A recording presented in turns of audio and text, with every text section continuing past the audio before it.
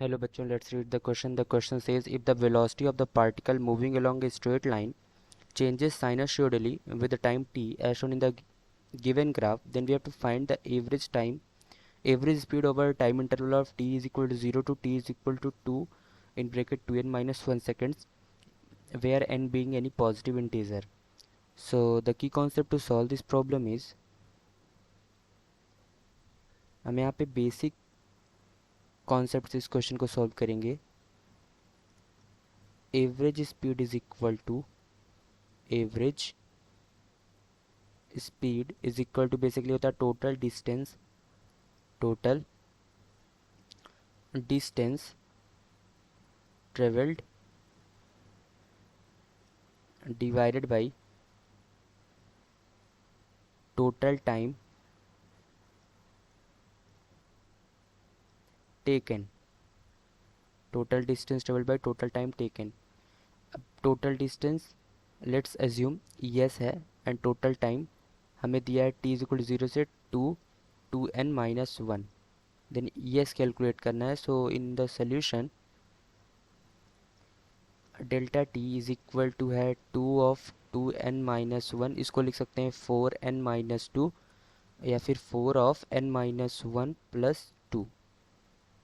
अब ग्राफ से हमें दिख रहा है कि delta t is equal to n minus 1 times capital T plus t by 2.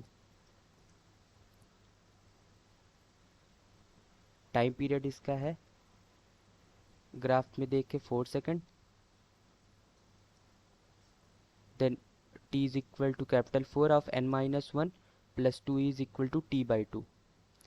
Then total distance traveled s is equal to n minus 1 times 4 of amplitude.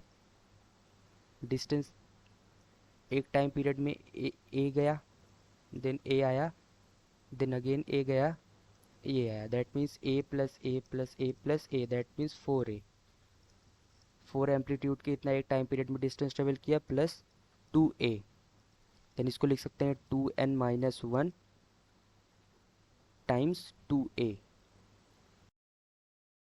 Then average velocity v is equal to 2n minus 1 of 2a divided by 2 of 2n minus 1. 2n minus 1 से 2n minus 1 cancel, 2 से 2 cancel, then ये हो जाएगा a. And omega a is equal to, हमें पता है v max होता है and v maximum velocity is equal to 4. And 4 कहाँ से पता चला? ग्राफ से हम देख सकते हैं maximum velocity is equal to 4 metre पर सेकेंड. दैट मीन्स यहाँ से हम a की वैल्यू और omega is equal to 2 pi divided by time period, 2 pi by time period which is 4 second. Time period is 4 second from the graph itself multiplied by a is equal to 4. Then यहाँ से a is equal to हो जाएगा 4 4 ज़ा ये हो जाएगा 2 8 divided by pi.